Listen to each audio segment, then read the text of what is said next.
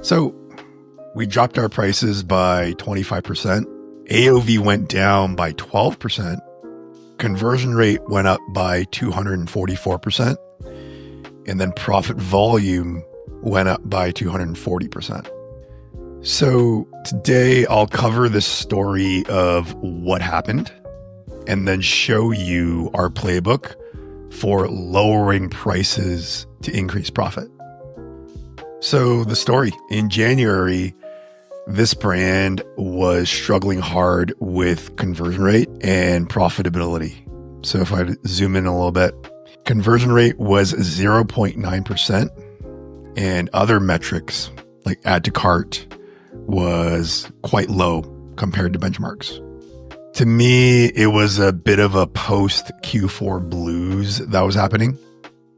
What was working in Q4 wasn't working in Q1. And to be honest, I don't really give that much weight to conversion rate on its own, as long as profit volume is still coming through. But when it's not, it becomes a factor that we look at.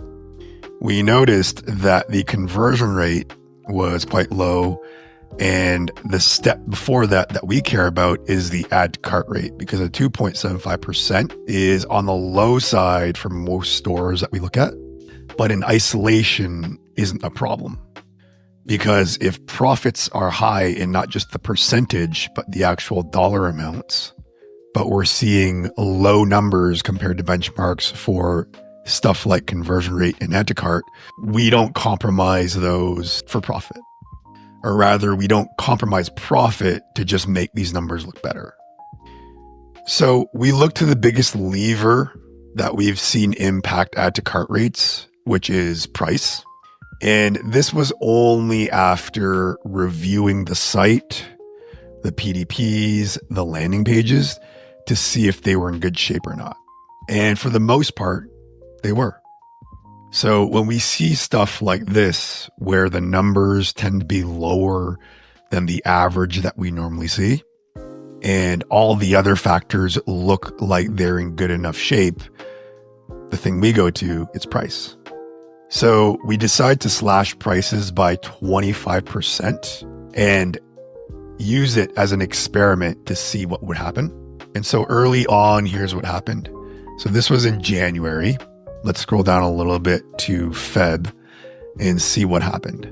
So as we know, price went down by 25%, but AOV, when we compare it, was almost 54 in Feb compared to 66 in January, which is about an 18% drop in AOV.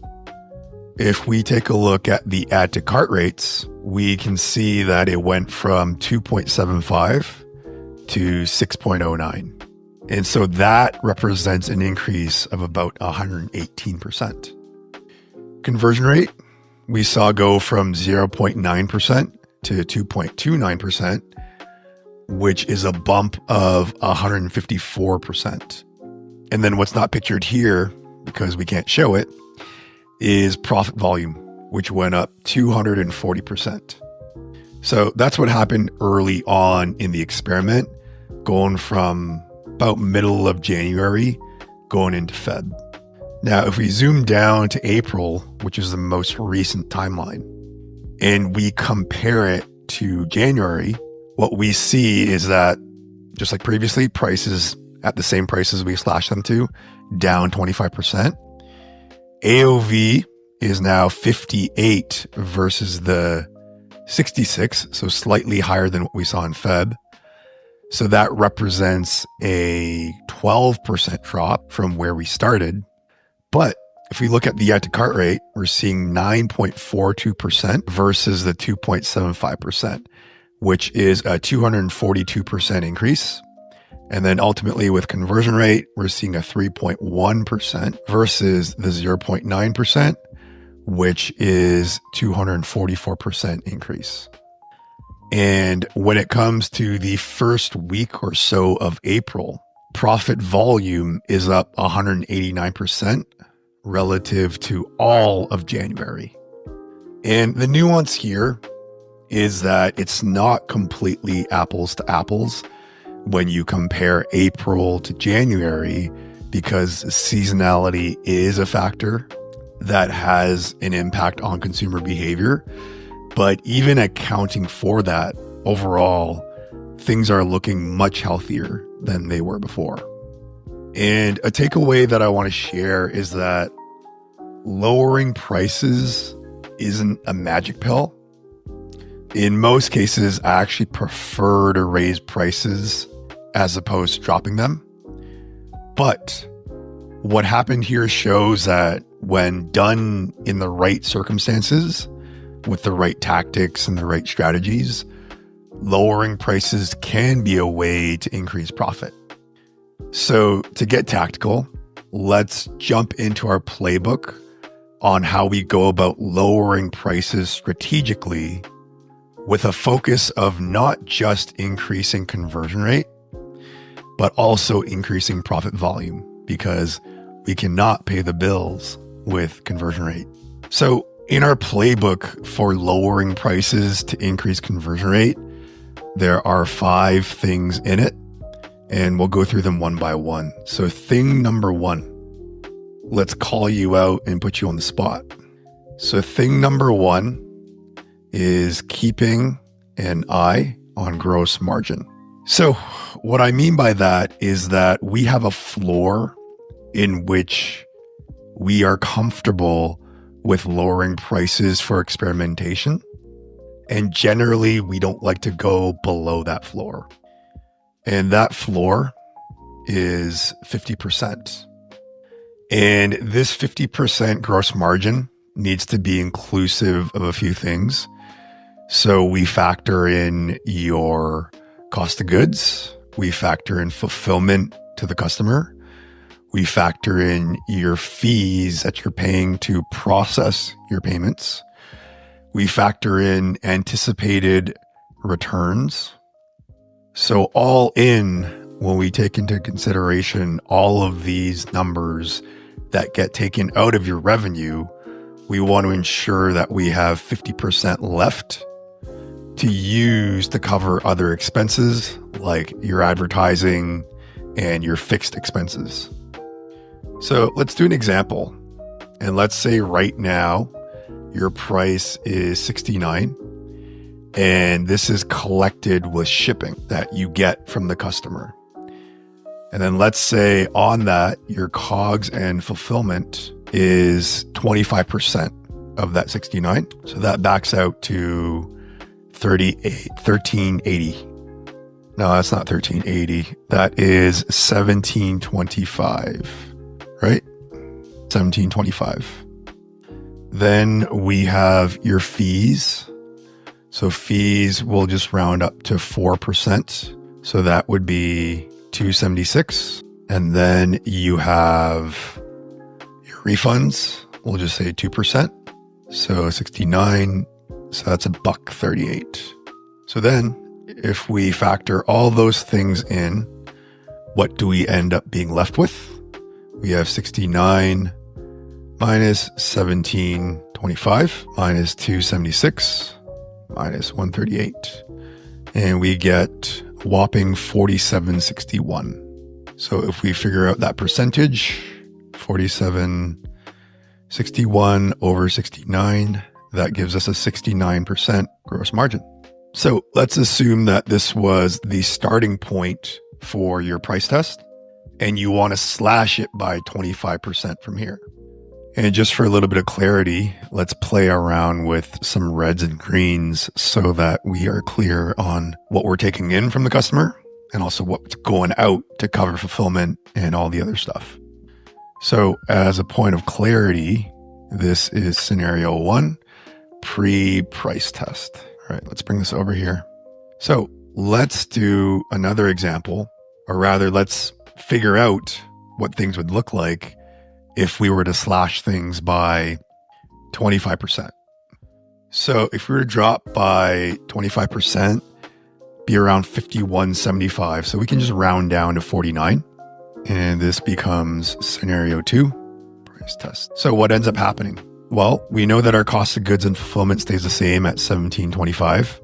And again, this is just for the sake of simplicity, assuming that we're fulfilling 1 unit. Fees end up changing.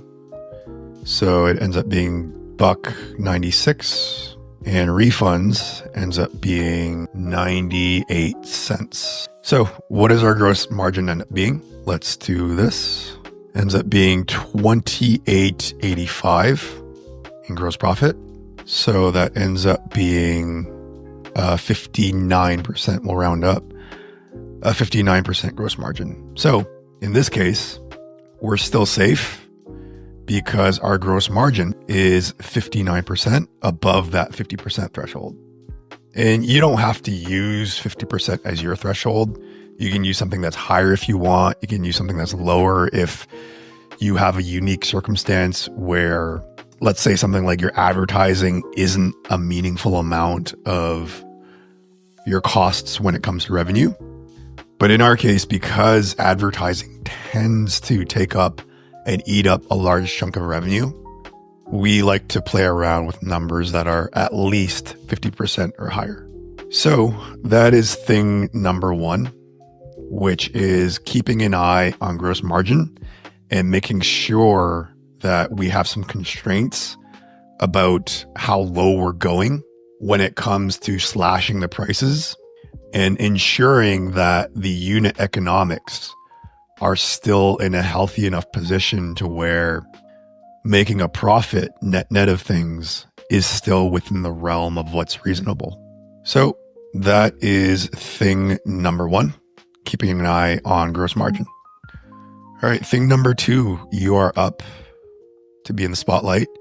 So thing number 2 is doing our best to keep AOV high, even though the price has been slashed. So what do I mean by that? What I mean by that is that naturally you have 2 things that are separate but intertwined. So you have your price and you have your AOV.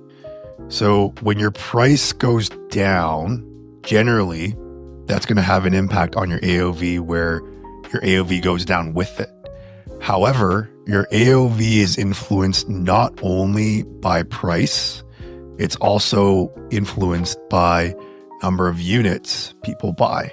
So if there are ways for us to increase the number of units that people buy, even if the price is getting slashed and falling, we can counteract some of that gravity by using this to pull up the AOV. And the tactical way on how we achieve that, where we find the best balance between all 3 of these things, is with the tactic of offers. So let's jump into an example of what I mean by that. So I have hollow socks pulled up over here, and I think they're on pace this year, last time I heard, to 50 million. And the offer that they have here is one that we ran very similar for the brand that I've been talking about, that we did the price testing for. So let's break it down. It's a buy more offer. So 2 items, 10% off with no free shipping. You'll see that free shipping is only available on 2, 6, and 8. It scales up from 2 items, 10% off, 4 items, 20% off, 6 items, 30% off, and then 8 items, 40% off. So we did something very similar where it's like a buy more, save more, and then also incentivized where the free shipping was strategically. So if we were to actually add a pair to the cart, the other thing that we also did was we made it known and made it clear that the offer is always present so that consumers would be more likely to take us up on it. Because it's one thing to have it on your product page or your PDP sitting here, but there's other places you can make it known and make it clear that there's ways for them to save while you can increase your average units per order. So you'll see that they throw it over here, and it's also in the cart as well. And I think it might be on the home page too. Yeah, it's over here as well. So thing number 2 is about offers, and the tiered discount is not the only offer that you can do, but the theme of offers and using offers as a tactic and a mechanism to counteract the lower price, but a less drastic drop in your AOV is one that you have in your tool belt. All right, thing number 2, you're back. Let's move on to thing number 3. So thing number 3 of the price slashing to increase profit playbook is we do what's called a lever check. So what do I mean by that? Lever check is simply going through the funnel, going through the website, and just making sure that the basics are implemented. So we review a lot of websites, and there's 5 of these levers that we always want to keep an eye on to make sure that they're being optimized. So going back to Hollow as an example, and we'll pull up some other websites too, Hollow as examples of these levers. So the first one is what I just clicked on, and that is using an in-cart upsell as opposed to a cart page. That is number 1. Number 2, and it's subtle for some, is going to be over here, which is the in-cart upsells. So in this case, with Hollow, they have a slider cart upsell, or rather a slider style, as opposed to a carousel.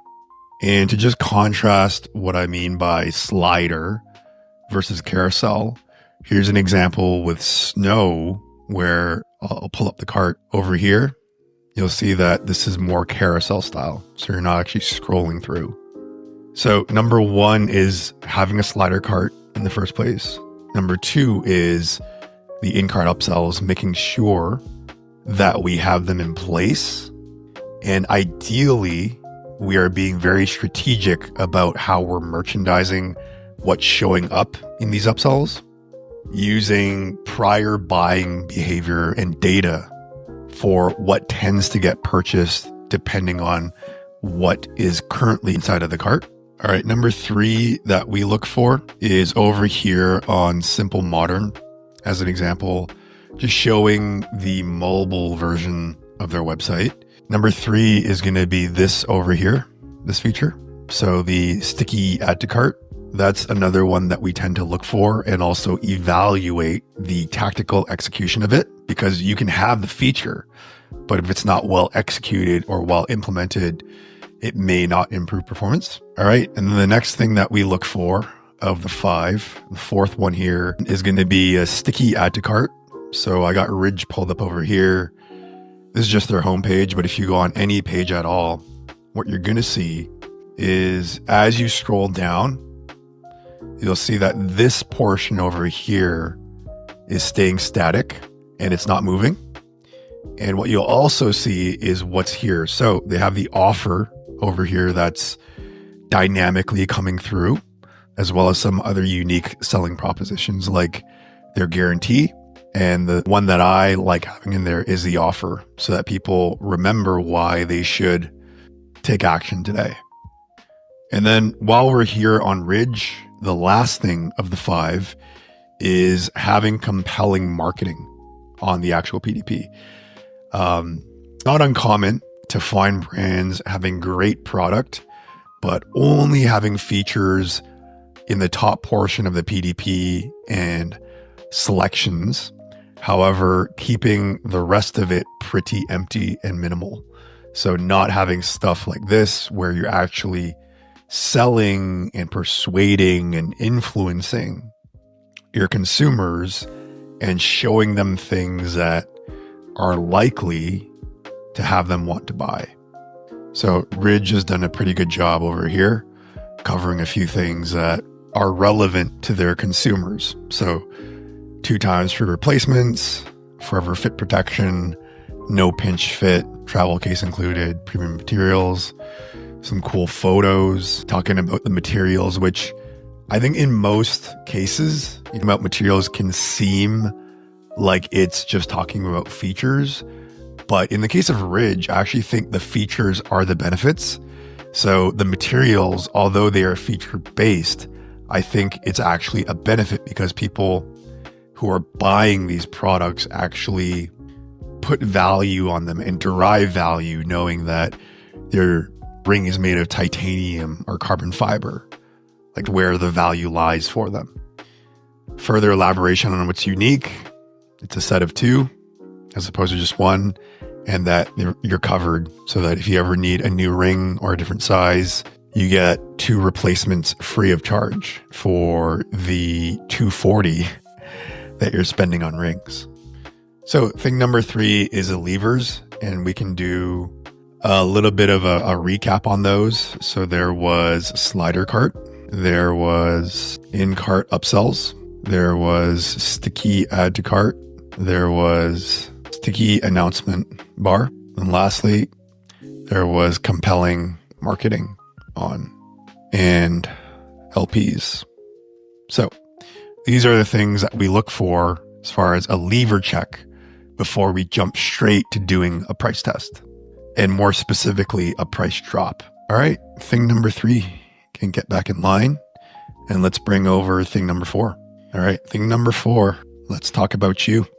So thing number 4 is in the spirit of keeping your AOV high despite lowering your prices.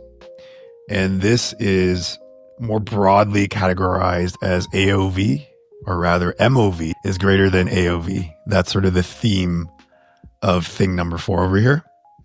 And what I mean by that is in relation to your free shipping incentives, it can be more resourceful for you to set your free shipping thresholds instead of based on your AOV, to set it based on your modal order value.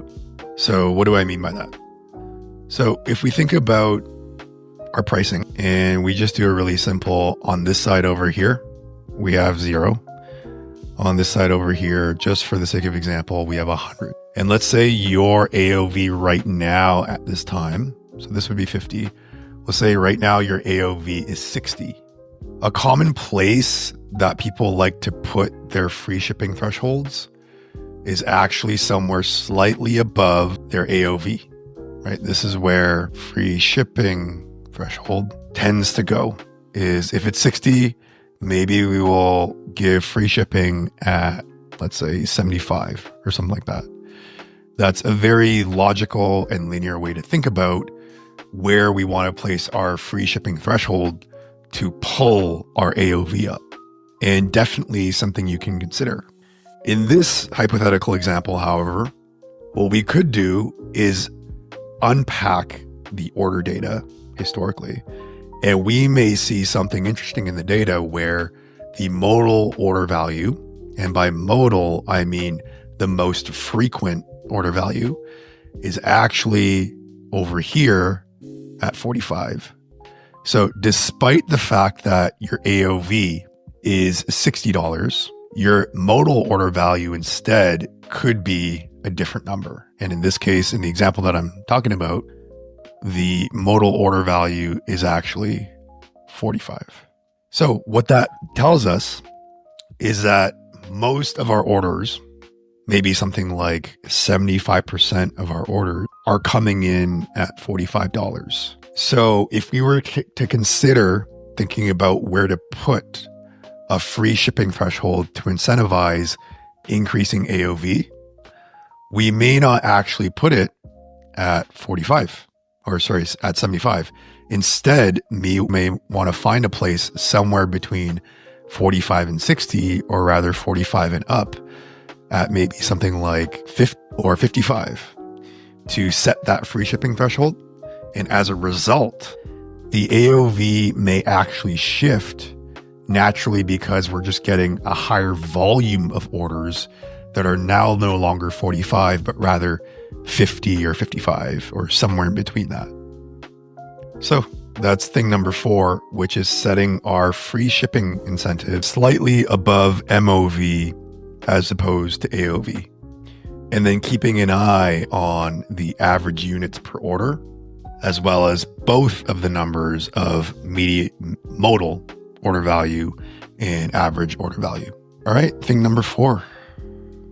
You can take your seat over here and we'll talk about thing number 5 now. So thing number 5, which is the topic of seasonality. So we factor in seasonality into our decision-making about pricing and also our assessment of what's happening with conversion rate, AOV, add to cart rates. We are happy to bring prices up and down throughout the year to adapt to seasonality as needed. And we aren't too concerned about negative feedback from customers because very little of it tends to come in. I think the concerns around playing around with price, whether it's increasing it or decreasing it, tends to be as a result of the spotlight effect, where we think people are paying a lot more attention to us than they really are. Because in my experience, the reality is that most people, even your best customers, are not watching your prices and website like a hawk. Just as an anecdotal example, I shop with True Classic over here, and they're doing well over 100 million a year. And I have a lot of their stuff and would consider myself a relatively loyal customer. But I cannot remember off the top of my head what I've paid for the stuff that I bought from them. And I have no idea what their prices were last month versus this month. And on top of that, even though I'm a loyal customer, I probably only go to their website like a few times a year when I need to shop. I'm not on here as frequently as I am on something like YouTube, where I'm consuming content. So being flexible with the seasons and also being open to testing prices, whether up or down, as seasonality and seasons change, is something that we factor into the playbook. And by seasonality, I don't only mean the weather seasons, I also mean marketing moments and cultural moments. And in the case of the brand that we did this testing for, a little bit of a backstory was that they actually increased their prices back in early November and didn't see a drop in performance because, in my read of things, the marketing moment at the time and the cultural moment being Q4, being Black Friday, Cyber Monday, being holiday season, people were more willing to spend at that increased price relative to where it was before. And then the drop that we did was very close to what they had previously. And a brand that does this well, as far as being open to testing prices based on seasonality and also across the quarters, is Original Grain over here, who's growing really quickly year over year. And I think their VP of marketing had mentioned that they do price testing twice per quarter. So if you haven't tested your prices in the last 5 years or last 10 years, it could be something for you to consider. All right, let's bring it back. So that's thing number 5 around seasonality. So as a recap, the 5 things on the playbook, we have keeping an eye on gross margin. We have doing our best to keep AOV high through the utilization of offers. We have doing our lever check, keeping our free shipping threshold optimized on modal order value as opposed to only average order value. And then we've got seasonality and factoring that into our decision making. So lowering your prices isn't a magic pill, but when done right and strategically, it can be a tool in your tool belt for you to pull out whenever you need to.